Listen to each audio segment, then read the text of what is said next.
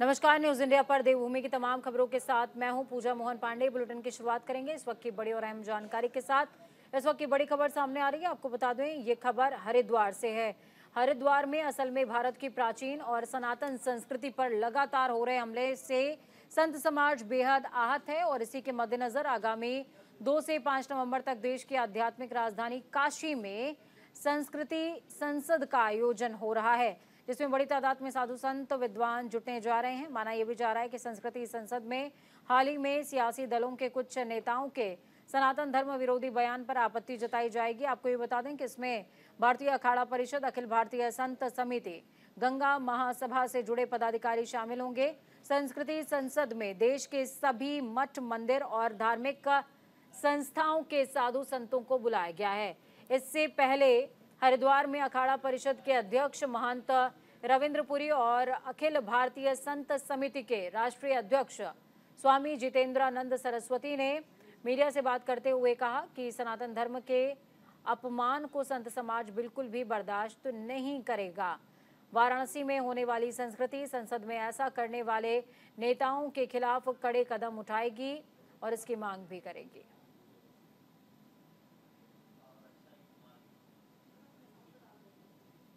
भारत का जो सनातन धर्म है उसकी संस्कृति के ऊपर आघात का प्रयास किया गया। उसको रोकने के लिए संतों का एक मीटिंग बुलाया गया, जिसमें दक्षिण, उत्तर, पूर्व, पश्चिम के सभी बड़े धर्माचार्यों का एक सम्मेलन होगा। उसमें विचार मंथन होगा। जिन जिन के प्रभाव क्षेत्र में जो राजनेता हैं वो उनको पहले जो हमारी लोकतंत्र की व्यवस्था है उसके अनुसार ज्ञान की भाषा के माध्यम से समझाने का प्रयास करेंगे। तो ये प्रयास हमने किया है। बेसिकली हम पूरे विश्व से जो सनातन हिंदू धर्म को लेकर के और विशेषकर कहूँ मानवता को लेकर के चिंतित लोग हैं, वो इसमें सहभाग करते रहे। तो संस्कृति संसद इस बात के लिए नहीं है कि हम बुद्धि विलास के लिए सबको जुटा लेंगे, किसी को किसी साल जुटा लेंगे। संस्कृति संसद इस बात के लिए है कि भारत की मूल संस्कृति को हम कैसे बचाएंगे, रणनीतिक तौर पे हमें कहाँ खड़ा होना है। संतों ने हजारों सालों से अपनी तपस्या के दम पे बचाया है। और अगर सैनिक विद्रोह हुए, हमारे नागा साधुओं ने अंग्रेजों के विरुद्ध भी लड़ाई लड़ी है।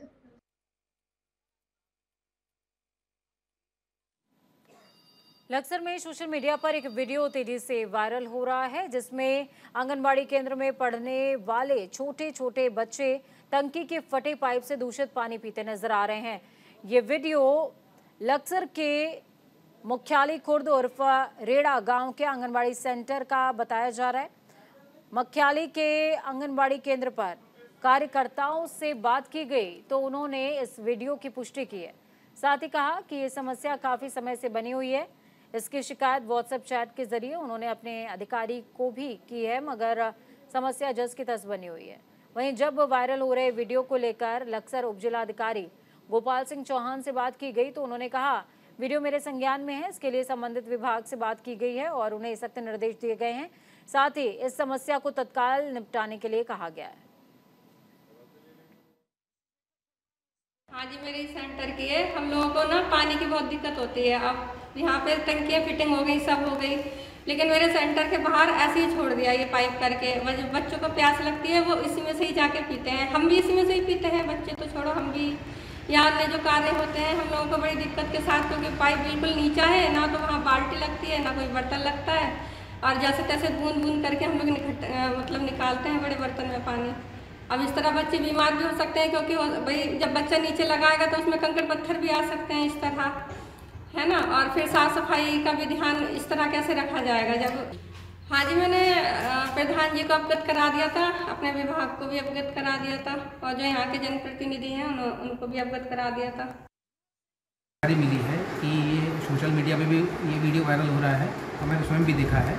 तो मैंने संबंधित विभाग से वार्ता की है। एक्शन जो पेयजल निगम है उनसे मेरी बात हुई है और तत्काल इसमें उनको मैंने संज्ञान लेने के लिए बोल दिया है, और उन्होंने भी आश्वस्त किया है मुझे कि हम इसको तत्काल दिखवा रहे हैं और इसमें जो भी उनके माध्यम से हो सकता है उसको वो करेंगे।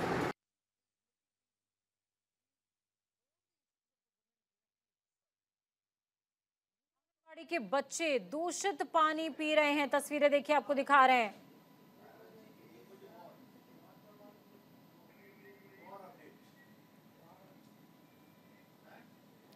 हरिद्वार देहात क्षेत्र में डेंगू के प्रकोप के साथ साथ अब वायरल फीवर ने भी कोहराम मचाना शुरू कर दिया है। हरिद्वार देहात के ज्यादातर इलाकों में इन दिनों वायरल फीवर का प्रकोप तेजी से फैल रहा है। लक्सर, खानपुर, पथरी, लंडोरा और मंगलौर जैसे बाढ़ग्रस्त इलाकों में वायरल फीवर का प्रकोप ज्यादा दिखाई दे रहा है। देहात के अस्पतालों में सुबह से ही वायरल फीवर से पीड़ित लोगों की लाइनें लग जाती हैं।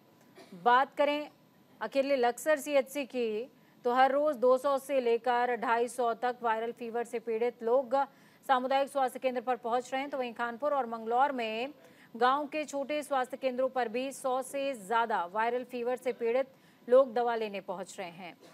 स्वास्थ्य विभाग का कहना है कि डेंगू के लिए जन जागरण अभियान के साथ साथ लोगों के ब्लड सैंपल लेने के साथ ही देहात क्षेत्र में वायरल फीवर को लेकर स्वास्थ्य शिविर लगाकर लोगों की जांच की जा रही है और दवाई देने का काम किया जा रहा है।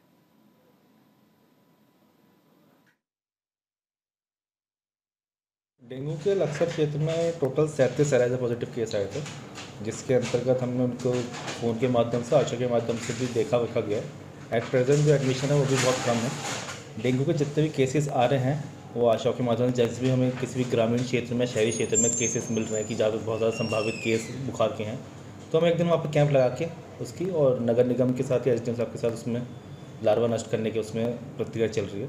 इसके साथ साथ अभी भी हमारे प्रतिदिन ओपीडी जो चल रही है यहाँ पे पर्चे कट रहे हैं, उसमें 200 से ऊपर ही जा रहा है, जिसमें ज़्यादातर वायरल फीवर का ज़्यादा आ रहा है। मौसम के बदलने से वायरल फीवर ज़्यादा आ रहा है, लेकिन लोग घबराने के कारण ज़्यादा अपनी जाँच करा रहे हैं, जिससे वो नेगेटिव ही आ रही है।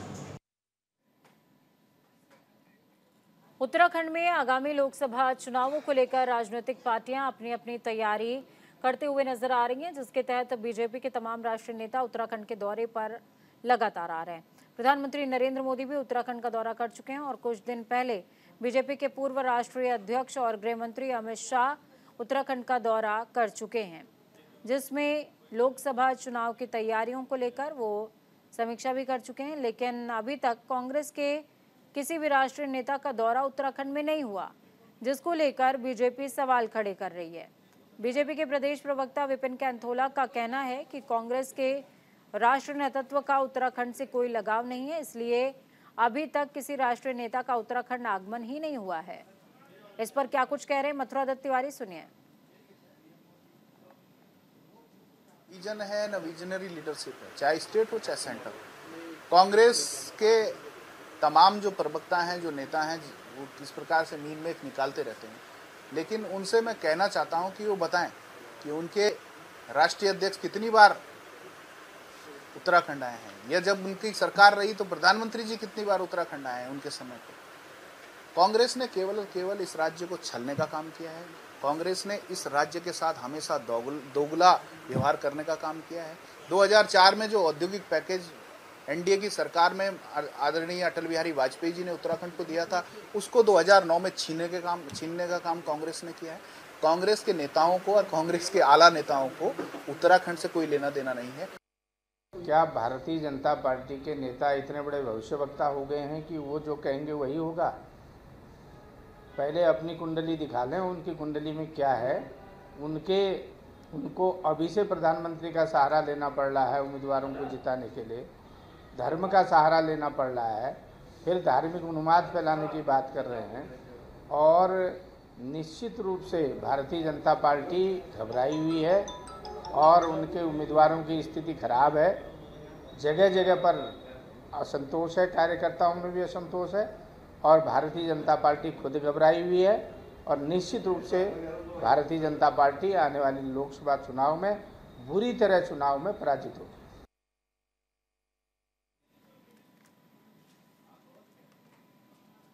रुड़की में मेरी माटी मेरा देश कार्यक्रम के तहत रुड़की नगर निगम ने कार्यक्रम का आयोजन किया। कार्यक्रम में नगर निगम के 40 वार्डों से मिट्टी कलश यात्रा निकाली गई और इस दौरान स्वतंत्रता संग्राम सेनानियों के परिजनों को भी सम्मानित किया गया। कार्यक्रम में मौजूद रहे रुड़की के विधायक प्रदीप बत्रा ने कहा कि रुड़की के सभी 40 वार्डों से अलग अलग करके सभी पार्षदों ने घड़े में मिट्टी लाकर दी है।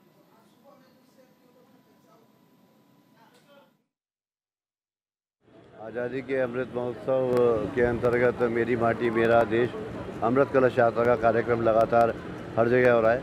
आज नगर निगम रुड़की में इस कार्यक्रम का आयोजन किया गया है। 40 वार्ड है हमारे नगर निगम रुड़की में। 40 वार्डों से मिट्टी लाई गई है 40 कलश में और यहाँ पर लाकर एकत्रित की गई है। सभी वार्ड से सभी पार्षद और सभी सम्मानित नागरिकगण यहाँ पर उपस्थित हैं जो अपने हाथ में अक्षत और मिट्टी लेकर आए हैं और ये मिट्टी यहाँ से राज्य मुख्यालय जाएगी और वहाँ से जब ये मिट्टी दिल्ली अमृत वाटिका जहाँ पर बन रही है जहाँ मिट्टी एकत्र होगी। देहरादून के चक्राता में डिप्टी कलेक्टर युक्ता मिश्रा ने ट्रांसफर का मामला गर्मा गया है। यहां व्यापार मंडल ने सीएम पुष्कर सिंह धामी को ट्रांसफर के विरोध में ज्ञापन दिया। ये ज्ञापन तहसील प्रशासन को भेजा गया। व्यापार मंडल चक्राता का कहना है कि चक्राता में निवर्तमान डिप्टी कलेक्टर युक्ता मिश्रा का कार्यकाल काफी अच्छा रहा है और वो बेहद ईमानदार कर्मठ अधिकारी हैं और वो अपने कार्य के प्रति बेहद सजग और ईमानदार हैं, जिसके चलते ट्यूनी, चक्राता, कालसी तीनों तहसीलें बहुत अच्छा सामंजस्य इनमें हो गया है और तीनों ही तहसीलों में कर्मचारी उपलब्ध होने से सभी के काम आसानी से होने लगे हैं। लेकिन दैवीय आपदा काल में डिप्टी कलेक्टर का जांच करना कुछ लोगों को रास नहीं आ रहा है, जिसको लेकर उनका ट्रांसफर कराया गया। व्यापार मंडल के लोगों का कहना है कि उनके ट्रांसफर से काम प्रभावित हो सकता है।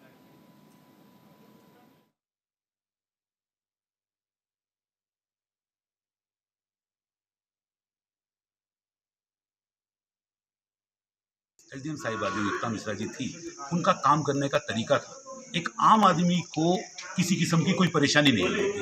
उनके पास 3 तहसीलों का चार्ज था और तीनों तहसीलों में बहुत अच्छा सामंजस्य बिठाकर वो हफ्ते में 2-2 दिन एक तहसील को दे रही थी। कानून व्यवस्था बिल्कुल सही हो गई थी। आम जनता के जो काम थे वो बहुत सिस्टम से और बहुत स्मूथली हो रहे थे। तो हमारा मुख्यमंत्री जी को हमने ज्ञापन दिया है तहसील प्रशासन के माध्यम से और हमारी मांग ये है कि उनके ट्रांसफ़र को तत्काल निरस्त करके उन्हें दोबारा से चक्राता में नियुक्ति दी जाए। मामला ये है कि एक बड़ा दुखद विषय है कि इतनी ईमानदार अधिकारी जिन्होंने सारी व्यवस्थाएं पटरी पर ला दी थी, जो जौनसाबाद की व्यवस्था है सारी गड़बड़ा रखी थी और पटरी पर लाते हुए जब ये सामान्य हो गई थी तो अचानक इनका जो ट्रांसफ़र कर दिया जाता है। जो भी एसडीएम साहब यहाँ आ रहे हैं